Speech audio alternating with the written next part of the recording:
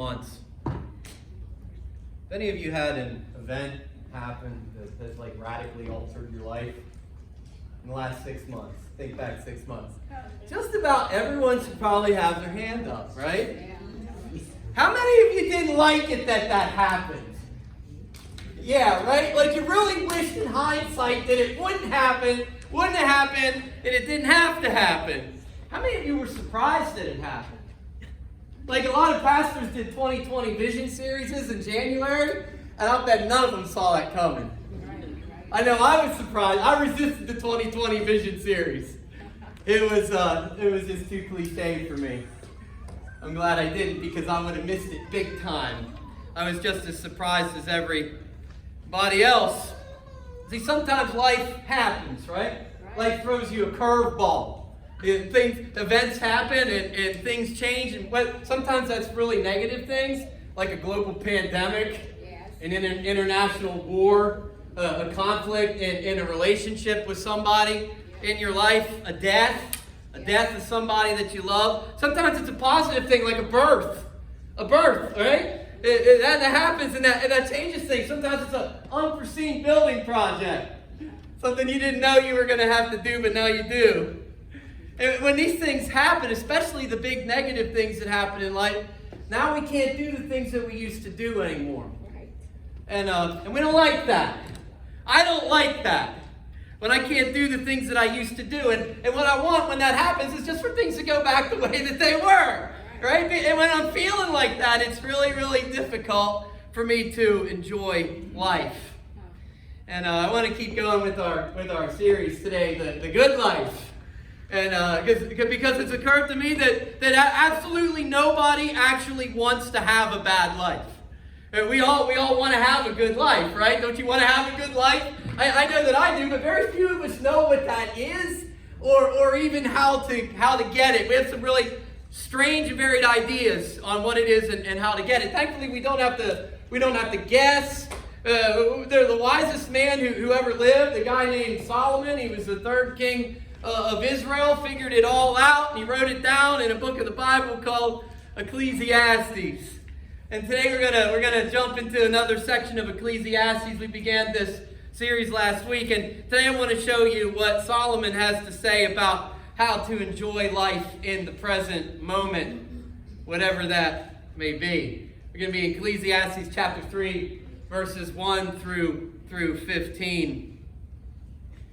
And I got to tell you, as you turn there, that I struggled with this message more than just about any message that I have preached since I've been here. Last night at about 7:30, I was just putting the last touches on my notes, and God showed me I had something completely wrong in my interpretation of this passage and in my application of it. So I was up till 12:30 fixing it and making sure that what's said is what God is saying. And I didn't sleep much because my brain wouldn't shut off. But I trust that God is going to use that and that there's something in here for you today. So it's chapter 3, verses 1 through 15. And it starts out in chapter 3, verse 1. He says, "There is a time for everything and a season for every activity under the heavens." Now, when he says everything and every activity, what he means is everything that we do in our bodies, in this life, under the sun, on the earth, and everything that happens to us while we're in these bodies, under the sun, on the earth. Remember, Solomon isn't really concerned about eternal things. He's not concerned about happiness and the good life later in heaven. He's concerned about it right now on the earth. He wants to find out what has meaning, what has lasting value in the here and now. So when he says everything and every activity, he means what we're doing right now in this place and this time and everything that happens to us. When he says there is a time, what he means is that there's an appropriate point in time for everything that we do and everything that happens to us on the earth under the sun. When he says season, what he means is there's an appropriate length of time for everything that we do and for everything that happens to us to go on for. It can only go on for so long. Now he's going to tell us what some of those things are, because everything that we do and everything that happens to us can only happen at an appropriate point in time, and it can only go on for so long. And what he's going to tell us in this next section is what some of those things are, and he's not really going to say whether they're good or bad. He's just going to say that they are. They're just things that happen. He said, there's a time to be born and a time to die. A time to plant and a time to uproot. A time to kill and a time to heal. A time to tear down and a time to build. A time to weep and a time to laugh. A time to mourn and a time to dance. A time to scatter stones and a time to gather them. A time to embrace and a time to refrain from embracing. That's right now in the COVID era. A time to refrain from embracing. Ha ha ha. A time to search and a time to give up. A time to keep and a time to throw away. A time to tear and a time to mend. A time to be silent and a time to speak. A time to love and a time to hate. A time for war and a time for peace. To everything, turn.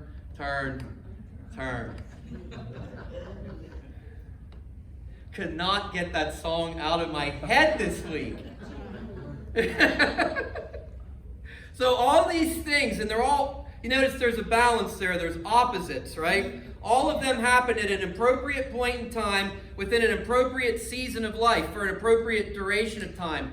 And when I look at this list, a couple things occurred to me, just a couple very basic observations that are going to become important later on. And the first one is that life has limited opportunities. Life has limited opportunities. Like there's a limited window of opportunity for everything that we do in this life, and there's a limited window of opportunity for everything that happens in this life to happen to us, for everything that we can experience in this life. There's a limited window of opportunity. Now that, when I thought about that, to me that was both good news and bad news.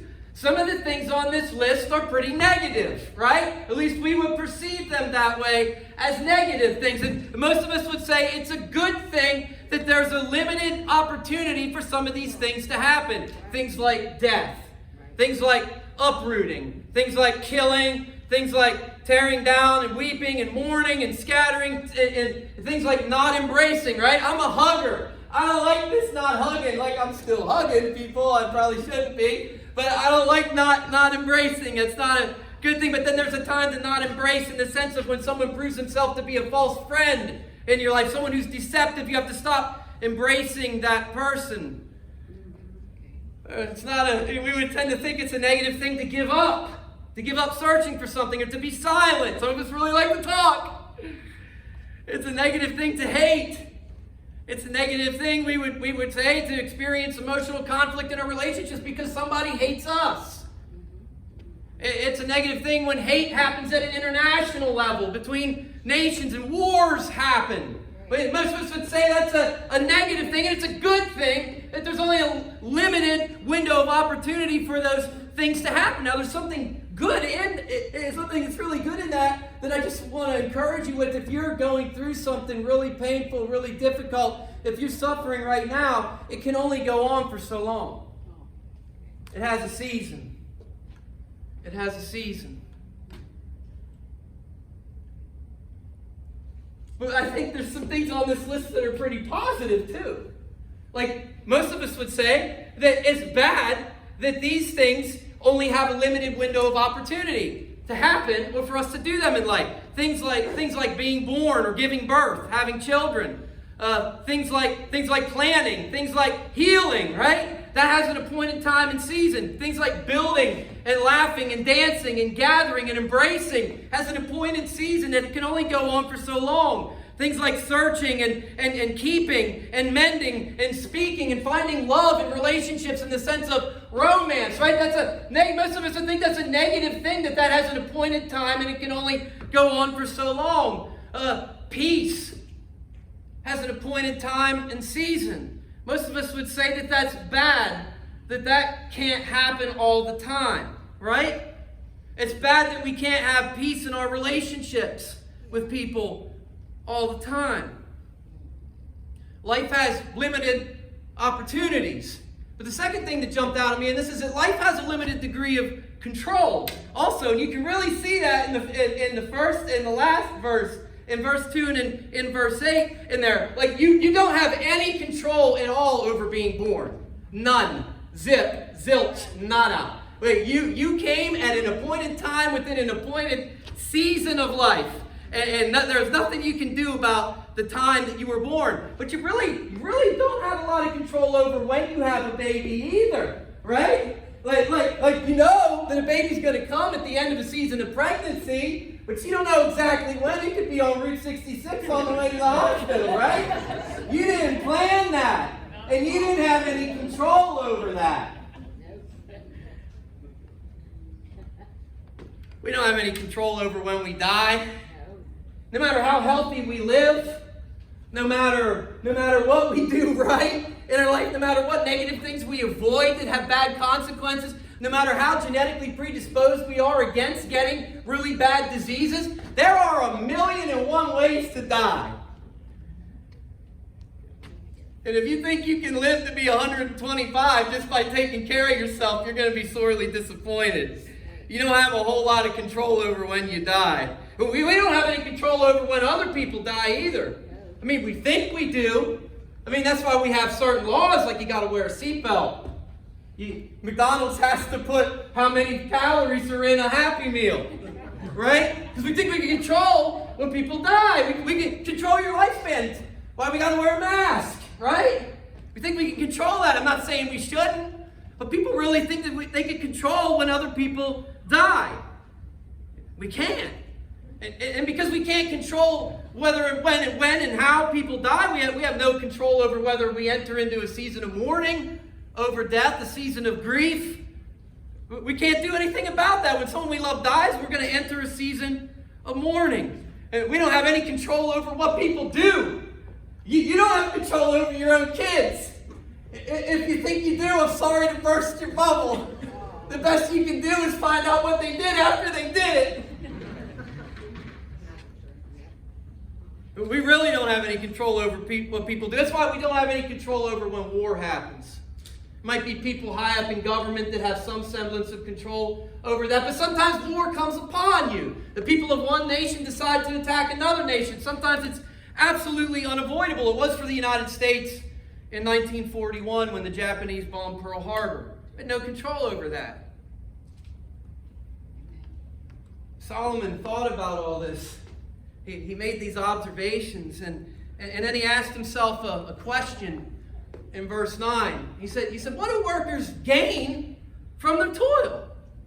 He's saying, like, if all my opportunities to do things and to experience things in life are limited, and if I really have no, if any, control over what I do and what happens to me, then what value is there in everything, in anything that I do in life? Like he's thinking, I can see what he's thinking here. He's thinking, no matter how well I live, I'm still going to die. No matter how well, how much I protect myself against danger, I'm still going to become wounded. No matter how well I build, I'm still going to end up tearing down. Maybe you've thought about those things too. Like, what's the point? What's the point? What lasting value is there in anything that we do in this life? And he gives us the answer in verses 12 through 13. And I'm going to skip verses 10 through 11 for now. We're going to come back to them. I want to show you what the answer is. First, he says, I know that there is nothing better for people than to be happy and to do good while they live, that each of them may eat and drink and find satisfaction in all their toil. This is the gift of God. And when it says do good there, I really wanted to talk about how important it is to do good works. But when I got into the Hebrew text and got some really trusted commentaries and stuff on it, it appears that should probably better be translated as just to enjoy good. There's nothing better for people than to be happy and to enjoy good while they live. It isn't really a moral commandment. In other places it is. In Ecclesiastes, it was in the passage we did last week, but here it really isn't. He's just talking about enjoying good things. So here's what we gain. what we gain the enjoyment of life in the present. See, what that's saying is that every present moment in every season of life that we're in is a gift. It's God's gift to us. Here's how the good life comes. The good life comes by enjoying the present as God's present to you. Isn't that a cool wordplay? The good life comes by enjoying the present as God's present to you. I can't even say it right. Now in this passage, I want to come back to verses 10 through 11 and show you that there's two things. There's two things that prevent us from doing that, from enjoying the present as God's present to you. And the first one, and this stuff is, at this point we're on your outline if you're following along. The first one that prevents us from enjoying the present as God's present is the desire for control. The desire for control. He says in verse 10, I have seen the burden God has laid on the human race. He has made everything beautiful in its time. Somebody say everything's beautiful. Everything's beautiful. You guys are awesome. See, the seasons of life don't happen by random. God is in control of them. He's the one who made everything appropriate in its time and determined how long everything can go on for. And that's a good thing, right? The burden that's on us because of that good thing is because of our sinful nature. See, the fact that God's in control is really a burden to us. And here's why. Because we're control freaks, but we can't control anything. We're wired in our sinful nature to be control freaks. We're control freaks, but we can't control anything. See, again, the opportunity to do the things that we do in this life and to experience the things that we experience are dependent on the season that we're in. And those seasons of life are ultimately appointed by God. Now, if you think about some of the things on your list, you're going to, a natural question I think is going to arise. Does that mean that God appoints evil to happen? Does God appoint evil? And the answer is that he absolutely does not. God appoints the seasons of life that bring the opportunity. That bring the opportunity to do either good or bad in them. And then we, people, we use that opportunity how we choose to in our own free will. We use the opportunity he gives us sometimes for evil. But the cool thing is that even when we do that, even when people do horrible things and when tragic things happen as a consequence of human sinfulness in the world, God turns those things around and uses them for good. He is good, and he uses everything for good. Thus, there's beauty. There's beauty in every season of life. Is this making sense? There's beauty in every season of life, even in the seasons that we would think of as bad. And what makes everything beautiful in its season, if you look at that verse, he makes everything beautiful in its time. What makes everything beautiful is the context in which it is found. I remember when I was a little kid, and I lived out in kind of farm country, and I was walking through the field, and I saw these flowers. They were really, really pretty. And I picked them, and I took them home for my mom, and I put them in a vase. But I was really struck by how when they were in the vase on the dining room table, they didn't look as pretty as they did when they were out in the field anymore.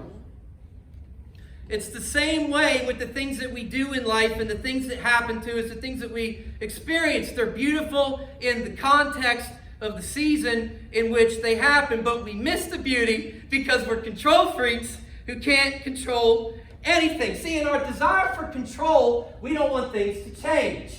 We don't want the seasons to change. If we're in a season of laughter, if we're in a season of life, new birth, if we're in a season of peace, we don't want that season to pass away. But it does. And when that season passes, ultimately in our desire for control, we refuse to accept it. And we end up viewing our present in the context of the season that we were in the context of a past season. And when we do this, listen, this is really important. We end up seeing life in terms of what we lost instead of what we gained. When you see the present in terms of what you lost, you don't enjoy life, you resent it. You resent the present when you see it in terms of what you've lost because you're seeing it out of context. You're seeing the present in the context of the past. This is why young people tend to enjoy life a whole lot more than older people do. They don't have the past context to stay stuck in. Does that make sense? There's another thing in verses 10 through 11 that prevents us from enjoying the present as God's present to us. And that's the desire for significance. The desire for significance. Look at this in verse 11 continues. This is part of the burden that we have on earth. He has also set eternity in the human heart. Yet no one can fathom what God has done from beginning to end. And this is the part that I really wrestled with this week. What this is saying is that God gave us the capacity as finite beings to understand the concept of eternity, to understand the concept of time without end, time without beginning or end. And that leads us to want to do things that will last. Things that will last beyond our lifetime. It leads us to want to have a name that lasts. It leads us to want to have some kind of legacy that lasts. It leads us to want to leave our mark on human history.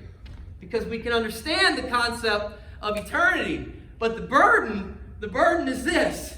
Even though we can understand the concept of eternity, we can't see all the events of human history as they happen from beginning to end as God unfolds the outworking of His plan. To say it another way, we know lots of stuff, but we're really stupid. Let me explain that a little bit better. We can only see God's plan as it unfolds within the tiny blip that our lives occupy on the endless timeline of eternity. We can't comprehend what's come before, and we can't know what's going to come after. And that makes it really hard to know if anything that we do in this life, if anything that we accomplish will last much beyond our own lifetime. And when you have a desire for significance, a desire to have a name that lasts, or a legacy that remains, or to have your mark on human history in some way remain after you're gone, that's a cause of anxiety.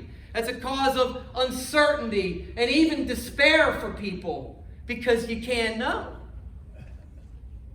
If you want to enjoy life in the present, if you want to enjoy the present as God's present to you, then you got to accept two things. And the first one is this. Woo! This is the one God hit me with last night at 7:30. I had this completely wrong. God's work alone has lasting significance. I wanted to tell you that the things you do in this life have significance in some way. And so there's something that lasts that you can do in the body, something that you enjoy on the earth, that there's some way that it would have lasting significance. But that ain't it. Look at what he says in verse 14. I know that everything God does will what? Endure forever. Nothing can be added to it, and nothing can be taken from it. God does it so people will fear Him. See, God's plan, His plan, as He unfolds the events of human history from beginning to end, is eternal. It endures forever. And it's unchangeable. You can't add anything to it. You can't take anything away from it. That means that everything that we do in this life and everything that happens to us is part of God's plan as He's unfolding the events of human history. That doesn't mean that you're a robot. Because that's where my thinking goes with this. Well, does that mean that I have freedom of choice at all? If God's done all this, His plan, and it can't be added to or taken away from? We're not robots at all. We do everything that we do in this life, whether good or bad, we do it in our free will within the season that God has appointed for us to have the opportunity to do it. And after we do it, God takes everything that we do and He weaves it all, the good and the bad, even the tragedies and the horrible things that wicked people do in their sinful heart. He weaves them all into His plan so that the end result at the end of time is exactly what God intended for it to be. This is mind-blowing stuff here. I'm going to need a 3-day nap So I've used this illustration before. Imagine that God's a bricklayer. Okay? And God has a brick factory called planet Earth. And on that brick factory planet, there's workers who work in the brick factory. They're the human race. And God's building a brick building. And God tells the brick workers who work in the brick factory that He created all of it. He says, make bricks, because I want to build this building. And the brick workers, you and me, in our unbelievable wisdom and understanding, we decide that bricks are really stupid, right? So we make something that's way, way, way better than bricks, something cooler than bricks, something like Furbies. Like, we just crank out tons and tons and tons of Furbies or fidget spinners or just something inane like that, right? And God's like, what are you doing? And He's totally displeased with that. He wants bricks. He told us to make bricks, but we're not making bricks. We're making Furbies. And He's super displeased by that. But then He takes the Furbies and He trowels them into every course of the wall and He builds the wall with them. And at the end of the day, the building that He started out building is there according to the plan that He predestined for it to have. Even the bad things that we do. See, God didn't want us to do bad things. He didn't want people to do evil things. He didn't want us to do bad. He didn't want bad to happen, but He knew that it would, and He knew that we would. So He made a plan before time began to use it all for good. Actually rhymed. Probably going to use that in a song at some point. The point is that not even Satan, not even the followers of Satan, not even the most wicked people in the world can derail God's plan from happening. Everything, every single thing, every horrible act, every tragedy that happens in the course of life becomes a block in the structure that God is building. And when people say, like, if God was really in control, He would stop evil from happening, to me, and they think that shows that God really isn't in control of everything. To me, it shows a greater degree of control to allow people the freedom to choose to do evil and to do horrible things and then to accomplish His perfect good plan, not in spite of those things, but through them. That's the God we serve. He is wholly and completely in control. Nothing can be added or taken away from His plan. God's work alone in this life is what's significant. God's work alone is what lasts. It's absolutely wrong for us to want to stamp our name on human history in some way. History is His story. And then when it's all said and done, when the book's written and over, the only name that's going to be on the cover is the name of God. Only the things that He do last. Only the things that He does last. Only His works. Only His works. So our response to that then, you can see it in that passage, is just to fear God. It's to fear God. He said God does this so that we would fear Him. To fear God as a believer in Jesus Christ. If you're not a believer in Jesus Christ, it means something different. It means to be literally afraid. Because your sins are separating you from Him, and if you don't receive the forgiveness He's offering you through faith in Jesus Christ, you will continue in that state of separation after death. But for a believer in Jesus Christ, we don't have to fear that. We have a relationship with God, and it'll never ever end, and our destiny is to be happy with Him for eternity. For us to fear God, and I've said it before, I'll say it again, it just means to have the utmost reverence and respect for Him. So that it's absolutely unthinkable to obey Him. The utmost reverence and respect. When God says make bricks, we make bricks. So that He's pleased with the bricks. God's pleased with the bricks. God's pleased with obedience. If you're here last week, the point of the message was that the good life comes not by seeking pleasure, but by what? Seeking to please God. When we fear God, when we have the utmost reverence and respect for Him so that we obey Him, we please Him, God gives the ability to enjoy life to those who please Him.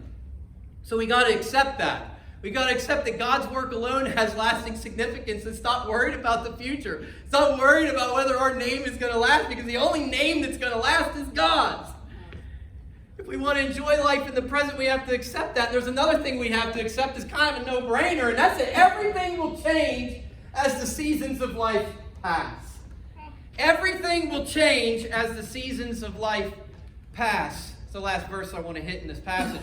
He continues, he says, whatever is has already been, and what will be has been before, and God will call the past to account. When that says God will call the past to account, it doesn't probably mean that he judges the past, although he does. It means here probably that he brings it back around. See, we exist really on an eternal timeline that goes on forever. It's in linear fashion, right? But to us, it seems like we exist in a wheel of time. It seems to be cyclical to us, like it goes around in circles, because God causes the seasons that have gone by in the past to come back around again in our present and in our future. He does that in his ordering of the universe. So that means that seasons like death, if you've been through a season of death, if you've been through a season of disease, if you've been through a season of war, if you've been through a season of conflict, anything that wasn't very nice, don't think that it's not going to come back around again in life.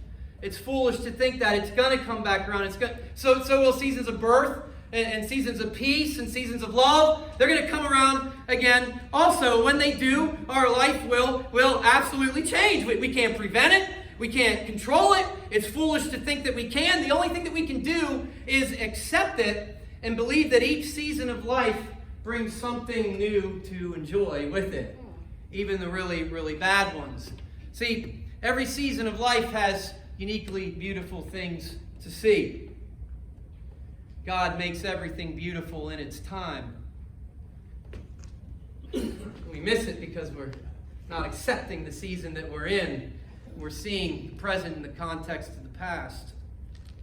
Now, it's easy to see that a season of life, a season of birth, a season of peace, a season of love, that those things have beautiful things in them. But what about the bad seasons? The ones that we think of as bad, like a season of death. Like, what's beautiful in a season of death? Well, in a spiritual sense, I can tell you that it's a beautiful thing to die to self.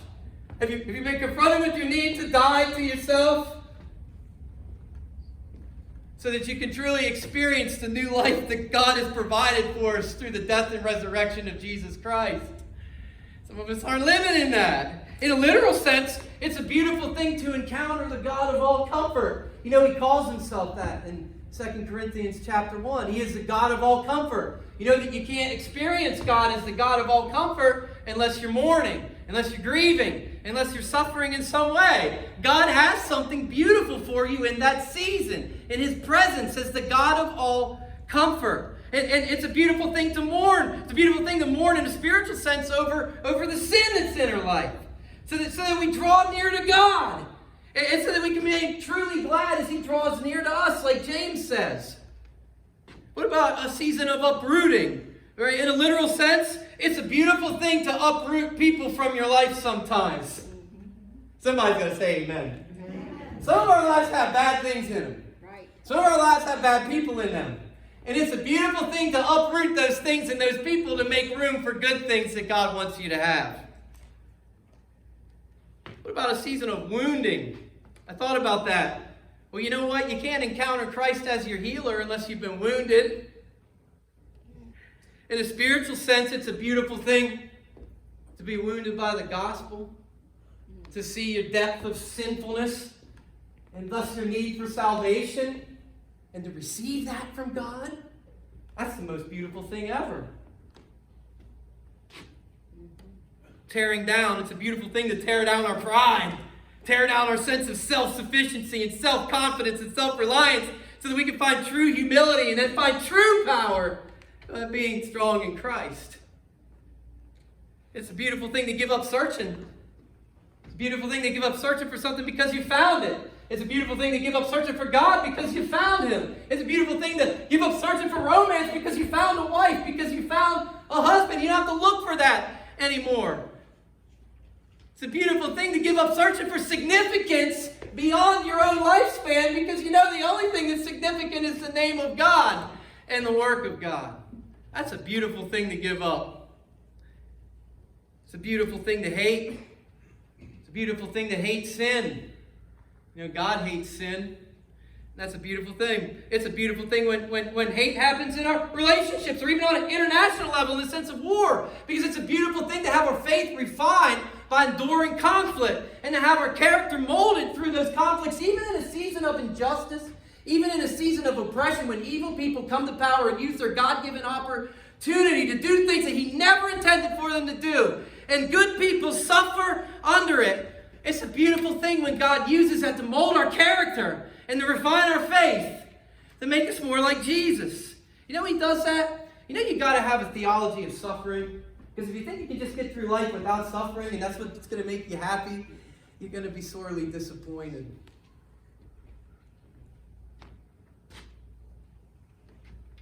Every season has unique opportunities to embrace, or opportunities to do things and have things happen and experience things passes with each successive season. But then the other part of that is each season brings new opportunities with it.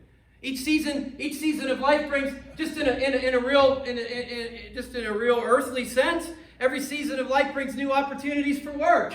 I was talking with Dan DeForno in the office upstairs, the servants' quarters, on Thursday, and we were talking about how a lot of the small farms are gone now, and there are all these big mega conglomerate farms, and the mom and pop stores are gone, the small stores are gone, and then all the big box stores are there. But even the ones that remain and the big box stores are a lot of them are hurting because of this season of technology that we're in. You know, people are buying stuff online, and I thought, yeah, you know, that's just really bad. That season is gone. When you left out, did you notice I was just scribbling stuff, writing it down? Because I thought, oh my goodness. I know people who never could have opened a small business in the last season of life.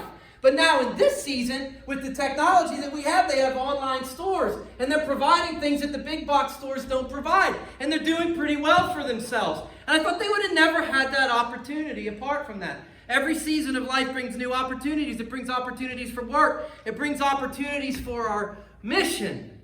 For our mission. What's our mission? Yeah, to preach the gospel and to make disciples, or tell people about Jesus and help them become more like Him after they believe in Him. One of the things that happens in the world that's really horrible is war, civil war, right? Civil war is like the worst. They're all horrible, but you saw that in Syria in the recent history. Syria had a really horrible civil war, and it displaced millions and millions of people. They ended up having to leave there. It was just they would die if they stayed there. The thing about those people is that most of them were Muslims, and most of them had no access to the gospel message living where they were. And if you tried to tell them about Jesus, you'd be killed for it there. But now they ended up displaced by war, and they ended up in places like Germany, places like Jordan, places like Pittsburgh, PA. And if you remember when that happened, when all those Syrian refugees ended up in Pittsburgh, there were a lot of people who were upset about it. You remember that? You guys living in a bubble? You don't remember? People thought they should have been vetted better. Maybe they should have been. But you know what? As a Christian, you got to look at events like that through the eyes of God, through what He wants. He wants everyone to be saved. Those people had no access to the gospel where they were, and now they do, because guess what? You're here. Amen. Yes. Amen. God used a horrible, tragic thing that caused unbelievable suffering in the world through evil people. He used that for good. He used that for good. Bring people to a place where they'd hear the gospel. Every season of life has unique opportunities to embrace. Every season of life has unique lessons to learn. I just want to close with this one. Sometimes the lessons that each season brings with it equip you to appreciate the blessing that's coming in the next season. Equips you to appreciate the blessing. You know, if you don't appreciate a blessing, you'll miss it. The last job that I had, I worked for 11 years for a sheet metal company called Season Air. And it was the best job I ever had. I loved the owners. They paid me well. I really liked work most of the time, you know, as much as you can in any job. And I really appreciated that job. And the reason I appreciated it was because before I had that job, I had a whole string of really, really bad jobs where the people I worked for weren't very nice and they didn't pay me good and I didn't like the work. That company used to hire kids right out of high school, and I'd work with them, and they just hated working there. And I said to him, you know what your problem is? I said, you've never had a bad job. He said, if you had a bad job, you'd appreciate this one. They couldn't appreciate it in that season of life. Another thing that the lessons of life do in each season is that they equip us to be responsible for the blessings that are coming in the next season. They equip us to be responsible with the blessings that are coming in the next season. In Matthew 25, verse 21, it's in the parable of the talents, where, the story, the master gave the servants a bag of gold, 2 bags of gold, 5 bags of gold, right? And they all invested it. One of them didn't. And 2 of them who did, and they invested it, and they doubled it. And the master, who represents God, told them, well done, good and faithful servant, because they were responsible. They put his money to work like he wanted, even though the one guy only had 2 bags of gold, 2-bag Tommy. He only had 2 bags of gold, but he put them to work, and he invested them and got a return on it. And the master told him, you've been faithful with a few things, I'm going to put you in charge of much. And then he told him, come share your master's happiness. See, we got to learn in the present season that we're in, some of the lessons equip us to be responsible with what we have in the present. Because if we don't prove ourselves to be responsible with what God's given us in the present, we're not equipped to receive what he has for us in the next season. So if you want a better job, then be responsible with the one that you have right now in the present. And do the absolute best that you can with it, because God ain't going to give you the ability, he's not going to give you the opportunity to be faithful with much before you show yourself to be faithful with a little. And if you want a better ministry in the church, you don't like that you're sweeping the floors or cleaning the bathrooms, be responsible with it. Be responsible with what you have in the present. Do your absolute best in it, because there's lessons that are going to equip you to be responsible for the next thing that God has for you. Does that make sense? Each season of life has unique lessons to bring. There's beauty in every season of life. It's possible to enjoy life no matter what season you're in. Amen? Stand with me, guys.